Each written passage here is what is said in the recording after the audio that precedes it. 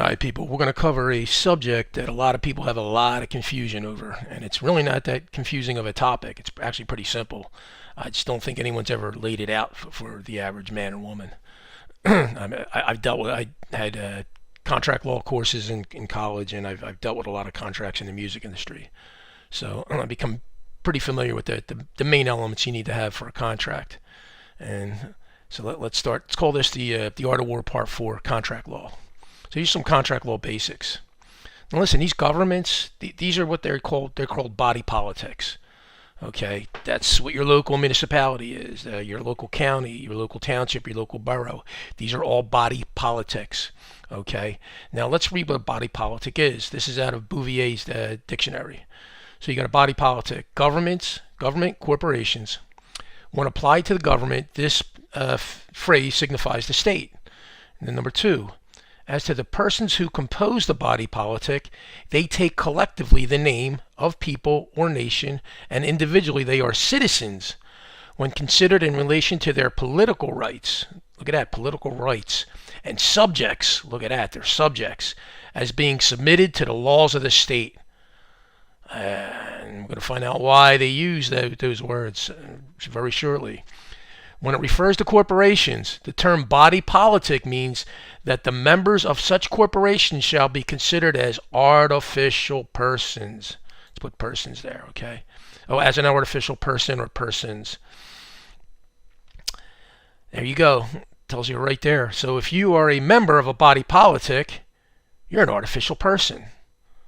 So unless you choose to be an artificial person of that corporation, any law, statute, code, or ordinance written by that corporation's officers have nothing at all to do with you. Hence, they refer to you as taxpayer, resident, citizen, subject, etc. Whatever other terminologies they come up with.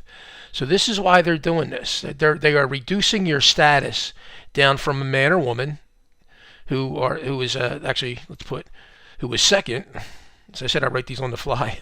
Who is second under the Creator, and reducing your status down so that you are under them, because these body politics don't have jurisdiction over a man or a woman. They have jurisdiction over. They can only have jurisdiction over entities that they create, and they create artificial persons. And some of the artificial persons they create are called taxpayers, residents, citizens, subjects. So that's why you see that letter, Dear Taxpayer or Dear Citizen. And if you respond back to that as a taxpayer or a citizen, they're going to assume basically that you've agreed that that's who you are and that's your status. So that's one of the reasons why we do that affidavit of status. We take all those presumptions away from them beforehand. Or we correct them basically. So we're not really correcting our status. Your status was never changed. You're a man or a woman. That's it. They're making presumptions about your status. So you're not correcting your status. You're correcting them because they have a presumption about your status that's incorrect. Now look, and there's only two ways someone can tie you to a written instrument. And a written instrument's a law, statute, code, and ordinance, anything. It's any written instrument. There's only two ways you can attach somebody to a written instrument. It's got to be one that they own you. And just we just talked about there, the body politics, these municipal corporations, they own taxpayers, citizens, and residents. So in a way, they could claim that they own you. That's why they're calling you that. They're reducing your status down. Easily rebutted with your affidavit of status. Now the other way is you willingly obligated yourself to be bound by the written instrument, by that law, that statute, that code, that ordinance. And I'm going to guess here that probably you didn't do that. Okay?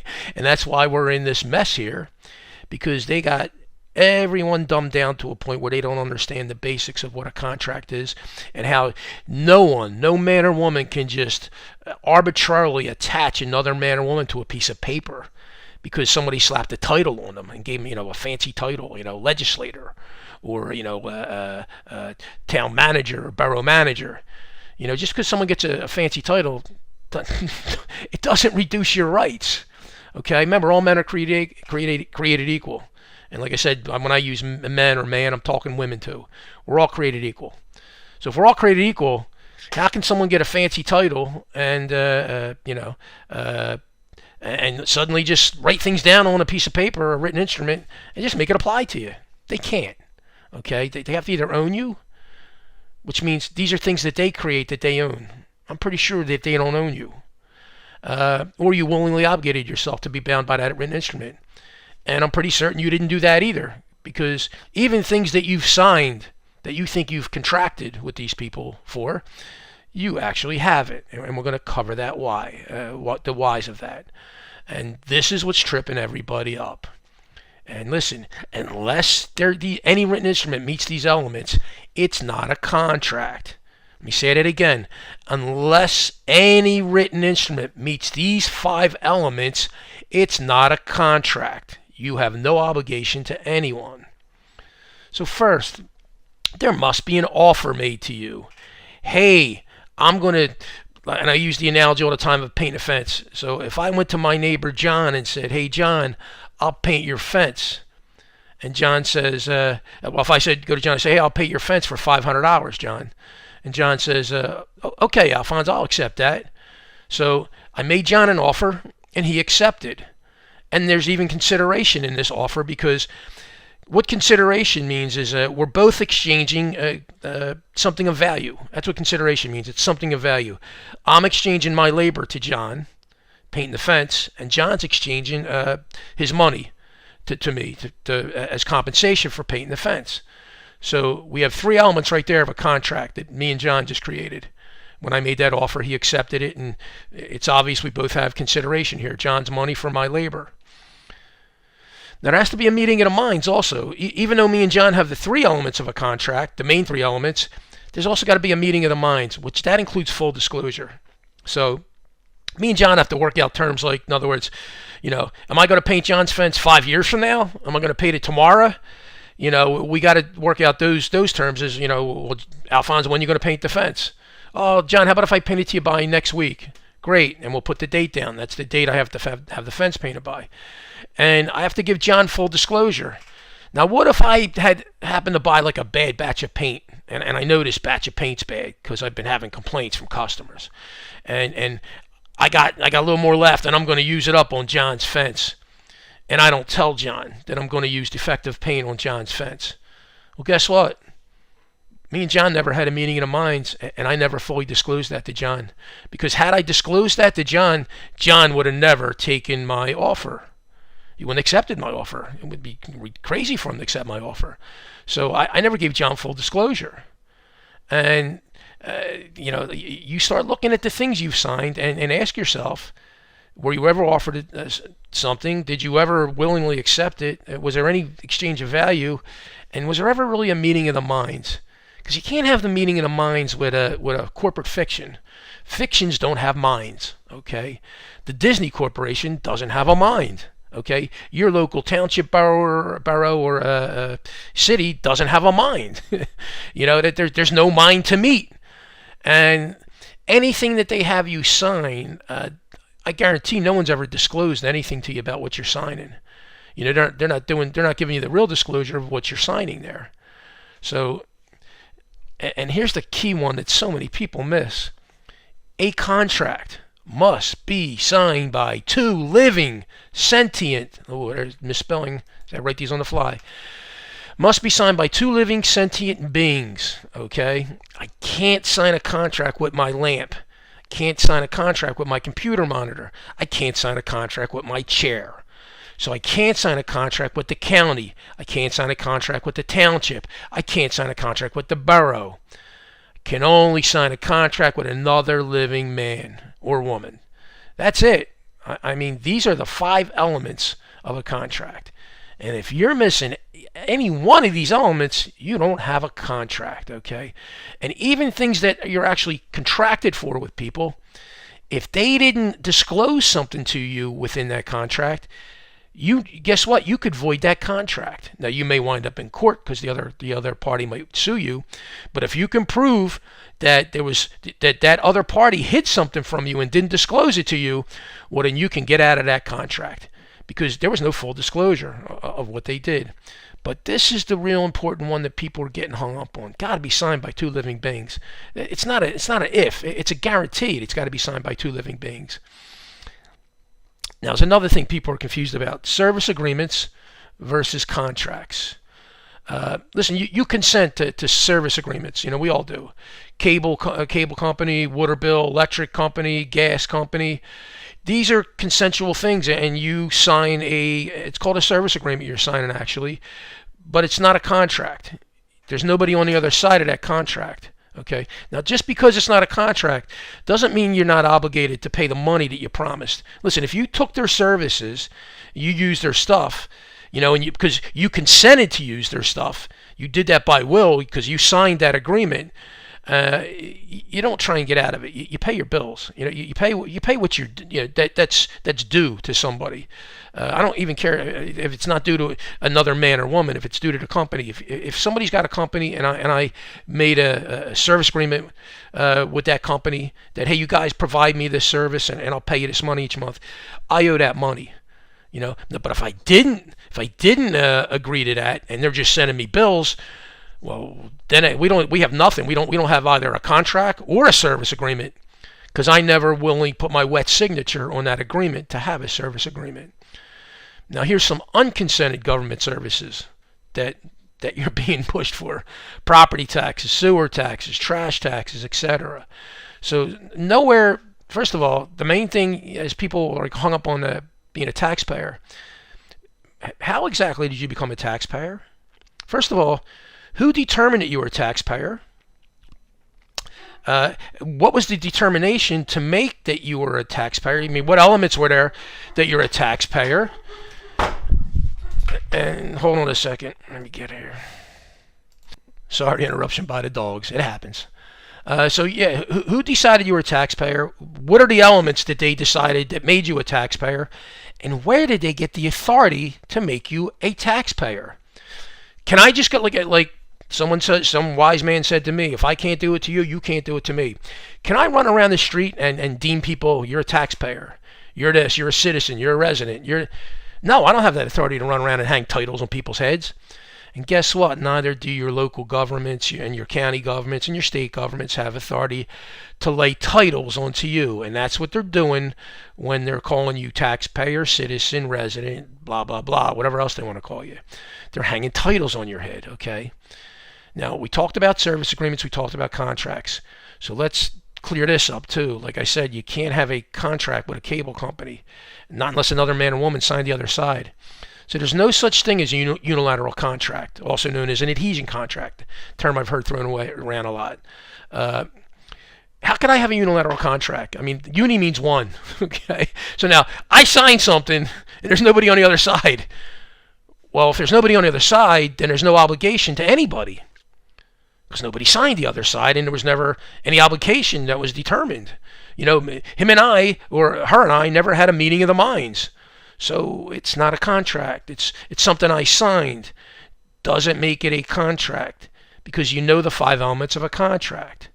So he said, now listen, you can't have a one-sided contract, as you would have no obligation to another man or woman to perform. And you can't have an obligation to a corporation unless you signed a service agreement with that corporation. Then you have an obligation to that corporation. You willingly entered into that. And I don't want to encourage people to try and get out of their bills. Pay your bills. If you owe them money, pay your bills. That's not why I do this stuff, to try and get out of paying stuff. You know, I'll pay my fair share, my due of what I owe, what I actually owe. So if I determine that I need water or I need gas, I'll pay my fair share of what that costs, what that gas company tells me, this is what gas costs, this is what water costs, this is what cable costs.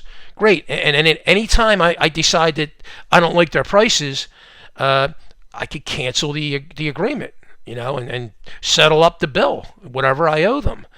But I'm not forced to take their service. So if you signed anything that meets the definition of a unilateral contract, you simply rescind your signature, as there's no party that signed on the original written instrument to oppose you.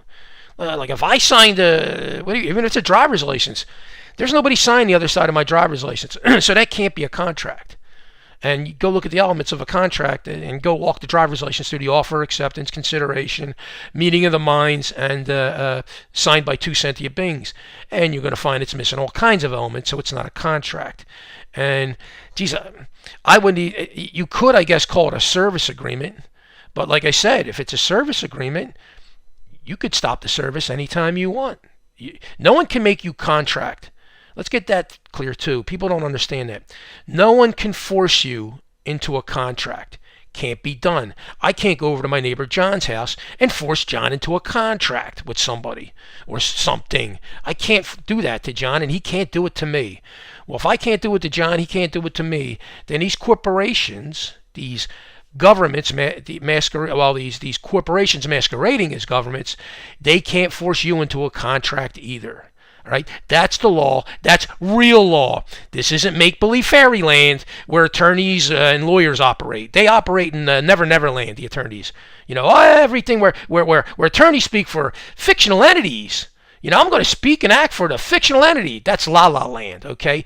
La La Land or Legal Land. So when you hear Legal Land, think La La Land, because that's where they are. They're in La La Land because nothing they're doing is lawful, and nothing they're doing that they can't support anything they're doing.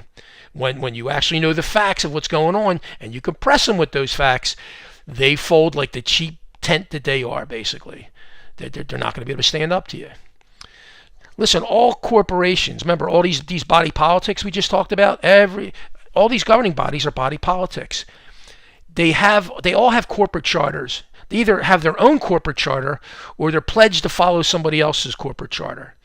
Like I'm pretty sure here that the county has a corporate charter, and I know even though the local boroughs and the townships have probably have their little charters, they still piggyback off the county's charter.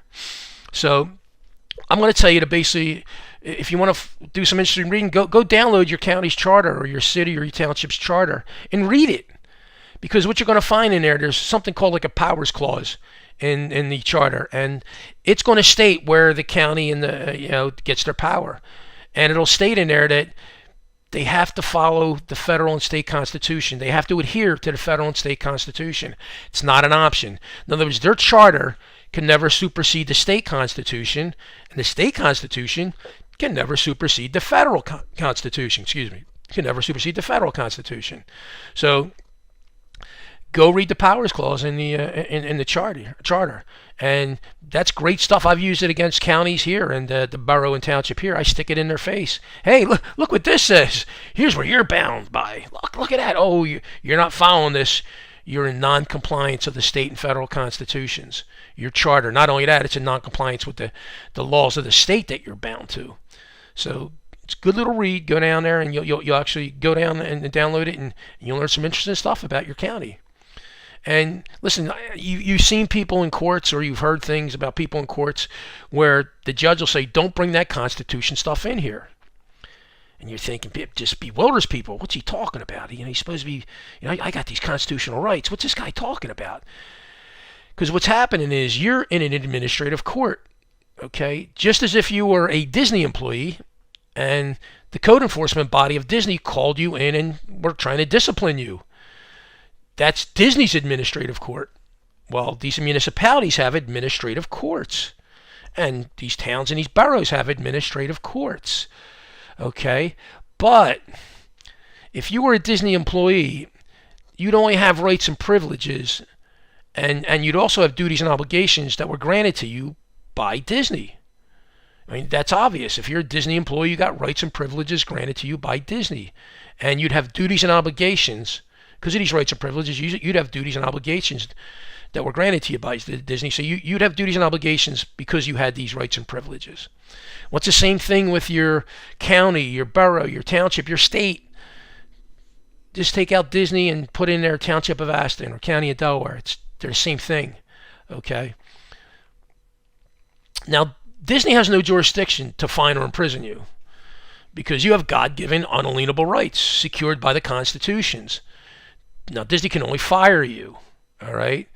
Now, even if a corporate fiction such as Disney fires you, if they did it in a way that violated your God-given protected rights, like saying, well, if you don't wear a mask, we're going to fire you. Well, gee, I'm pretty sure that that's a forced medical intervention upon you. And that's someone making legal determinations. It's sort of a simulation of law of what they're doing there, simulation of the legal process.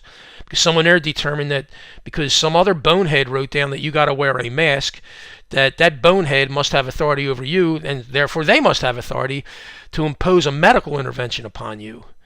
So that would violate your constitutionally protected rights. So you would have recourse to seek redress against Disney, the Disney Corporation, or the person acting for the corporation doing business as Disney, meaning your boss, your supervisor, whoever's claiming that they're acting for Disney, that are doing these unconstitutional, illegal, unlawful things to you. So you'd have redress against them. Now look, these service corporations that are masquerading as governments, what are deceptively treating you as their artificial person. Remember we talked about body politics. Artificial persons belong to body politics. Are you an artificial person? I know I'm not. Some people want to be artificial persons. That's up to them. If they want to live like that, that's up to them. And some people you're never going to be able to pull out of a rabbit hole. It's just not going to happen. They're just going to want to stay in that matrix. So listen, they're deceptively treating you as their artificial person, and they are also bound to the knowledge. They're also bound to acknowledge that you have God-given unalienable rights that are secured by the Constitution. So even in that kangaroo administrative court we just referenced, that they trick you to be in, that there's no doubt about it. That so-called summons, which isn't a summons to appear, that thing you're getting in the mail is not a summons. Process servers serve summonses. That's why you pay someone $100 to serve the complaint and a copy of the summons to somebody. That's how summons get delivered, by a process server. You don't drop them in the mail because, geez, if I could just drop a complaint and a summons in the mail for somebody, geez, I save myself a heck of a lot of money, save myself about $100. So we don't serve summonses through the United States Postal Service or any other mail service. We serve summons through process servers. These are the basics. So even in that kangaroo court that we referenced there, where the judge said, hey, don't bring that Constitution stuff in here. Guess what? He still violated your rights. So even though you're in an administrative court, that judge guy there, he's got an oath to uphold the Constitution. And if you don't know enough and you go through the process and he bangs you over the head with their little stupid fines, well, then that becomes your fault in a way because you didn't exercise your rights. You have to exercise your rights. They don't exercise for you automatically. That judge is not going to exercise your rights for you. Even though technically he should, because of his oath he should, he's not. If you're going to go through like all the other monkeys that he sees go through and they don't know any better, he's going to treat you like another one of the monkeys. Okay? So, listen, just because you were tricked to be into that administrative hearing, you haven't nor could you ever waive your unalienable rights, as they are unalienable, which means they can't be given away or taken away. Okay? They can't be sold. Basically, now if you want to ignore your unalienable rights, that's strictly up to you.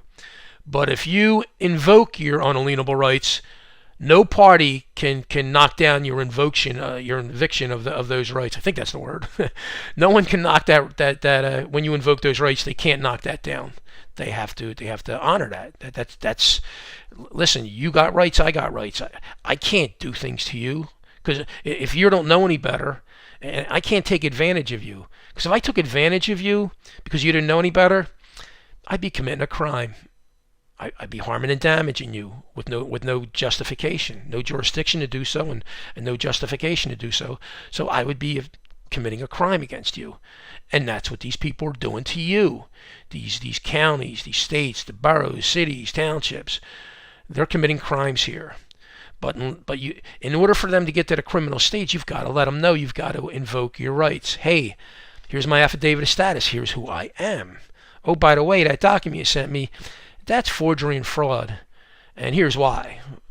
And listen, here's a notice of claim for you. If you don't take care of this matter and get me off your tax roll or, rectify this matter, I'm going to have to move this claim against you. The individual man who's responsible for sending you those papers, that claim. So, Listen, lienable means it's a right detaining the property. Now, your rights are your property. Everything's your property. My body, my information, my genetic material are my property. My rights are my property. So a right of detaining the property of another until some claim can be satisfied. Well, just think about that. A right of detaining the property of another until some claim can be satisfied. How can somebody make a claim against my rights? Mr. Faggiola doesn't have a right to be free. Mr. Faggiola doesn't have the right to making his own medical decisions. Mr. Faggiola doesn't have the right to free speech. Could anyone ever make such a claim? Absolutely not. Okay? So they can't lien your rights. That's why your rights are unalienable. They can't be liened. No one can I can't take my neighbor John's rights from him. He can't take my rights. Like I said, if I can't do it to John, he can't do it to me. So just keep that basics in mind. Can anyone ever claim your rights from or can they arbitrarily suspend your rights?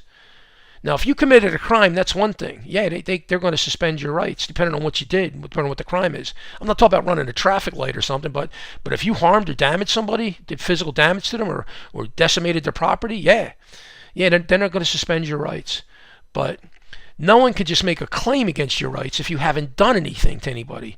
If you haven't harmed or damaged anybody else's rights, or harmed or damaged anybody's property, or the individual man or woman.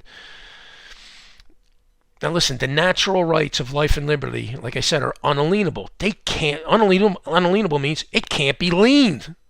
You can't lien rights, okay? And if your property, remember your rights are your property, and your land and your home are your property. You have a right to own these. You have a right to acquire and protect these things. Your rights, and you have a right to acquire and protect the land and property. So once you acquire it, that's yours. That's your property. I don't care about allodial titles. I hate that phrase. I can't get it out. I don't care about allodial titles.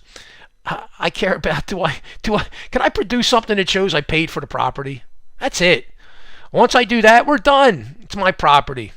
And there's no such thing as, well, you own title, they own the property. Oh, it's all nonsense. Like another wise individual told me, listen, I don't care if my thing's written on a square of toilet paper.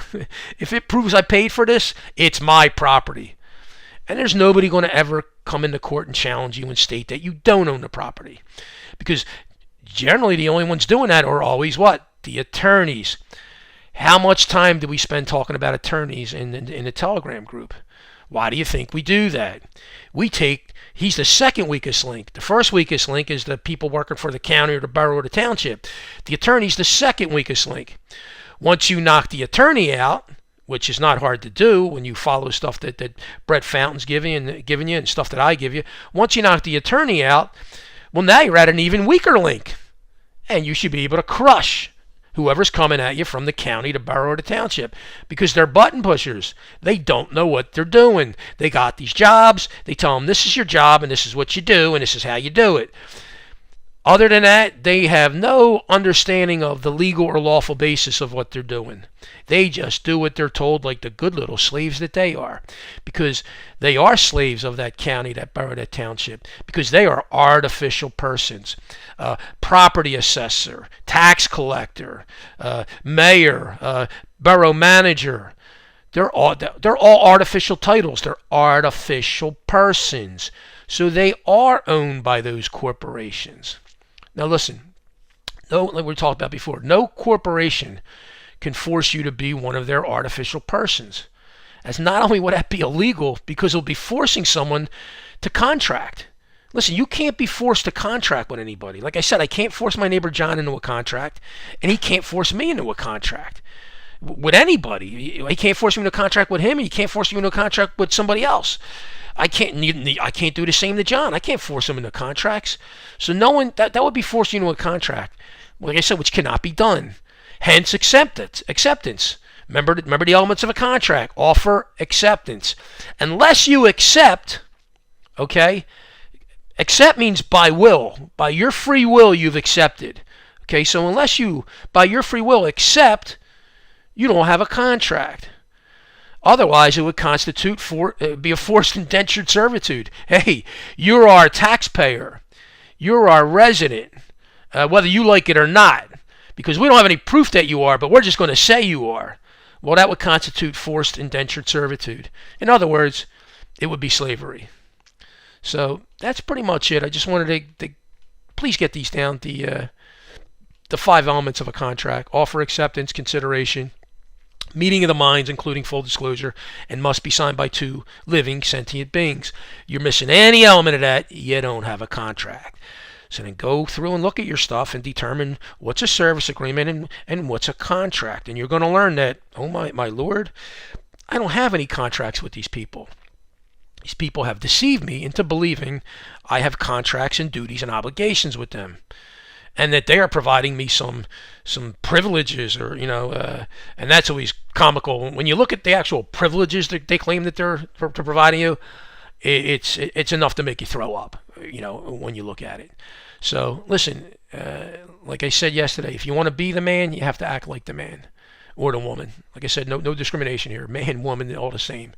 So if you want to be the man, you have to act like the man. And part of being the man is basically learning what the elements of a contract are, because you need this to address them in your documents. And if you look in just about all my documents, I'm always hitting contracts. I'm talking contract law. You don't even see it in there when I'm talking about it, basically, but I'm sort of dismantling that artificial person they have, and this corporate fiction that they think somehow I have obligations to. Well, that's what that paperwork's doing. It's actually dismantling that without actually having to come out and say, hey, I'm not the all caps name. I'm the beneficiary. I just do it in a roundabout way. I'm doing it through contract law. Because guess where contract law is good? All over the world. I don't care if you're in the U.S. I don't care if you don't have a constitution in your country. Do you have contract law in your country? Because all them companies and corporations all are doing business under the UCC code. And the UCC code is worldwide.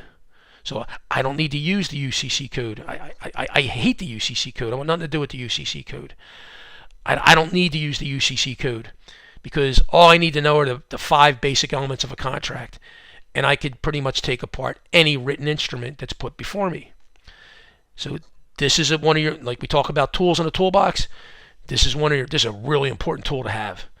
So learn this tool and use this tool and bang them over the head with this tool, because this is like Thor's hammer. When you understand this and you could lay this out in your documentation, your written instruments that you're providing to them, it's like banging them over the head with Thor's hammer. So that's it. Just want to keep this short and sweet.